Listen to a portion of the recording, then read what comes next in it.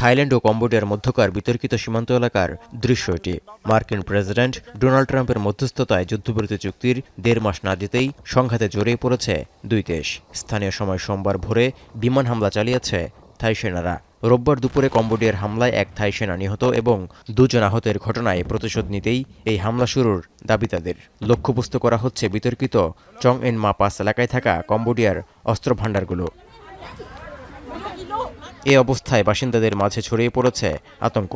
তাই সীমান্ত অঞ্চলের বেসামরিক নাগরিকদের সুরক্ষা নিশ্চিতে সব ধরনের ব্যবস্থা নেওয়া হচ্ছে বলে জানিয়েছে থাইল্যান্ড। ইতোমধ্যেই ঝুঁকিপূর্ণ এলাকা থেকে ৭০% মানুষকে নিরাপদ স্থানে সরিয়ে নেওয়া হয়েছে।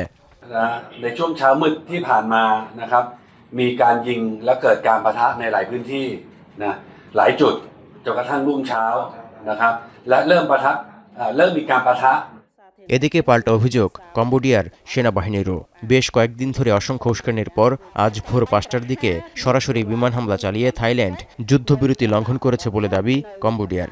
ដោយទាមទារឲ្យថៃទទួលខុសត្រូវទាំងស្រុងចំពោះអំពើរំលោភបំពានដ៏កម្រនេះកម្ពុជាអំពាវនាវឲ្យភាគីថៃបញ្ឈប់រាល់អំពើអរិភាពជាបន្ទាន់ যুদ্ধবিরতির মধ্যেও সংঘাত উত্তেজনা বাড়ায় উদ্বেগ প্রকাশ করে বিবৃতি দিয়েছেন মালয়েশিয়ার প্রধানমন্ত্রী আনোয়ার ইব্রাহিম।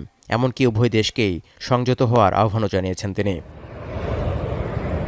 এর আগে জুলাই মাসে ৫ দিনের রক্তক্ষয়ী সংঘর্ষে দুদেশের কমপক্ষে ৪৮ জন নিহত হন।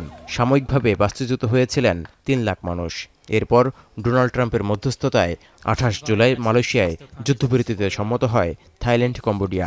পরে আসিয়ান সম্মেলনের সময় মালয়েশিয়া সফরকালে গত ২৬ অক্টোবর ডোনাল্ড ট্রাম্পের উপস্থিতিতেই হয় শান্তি চুক্তি। ১.৫ মাস না যেতেই নতুন সংঘাত উত্তেজনার জন্য পাল্টাপাল্টি দোষারোপ করে যাচ্ছে উভয় পক্ষই। তৌহিদুর রহমান, এখন বিশ্ব।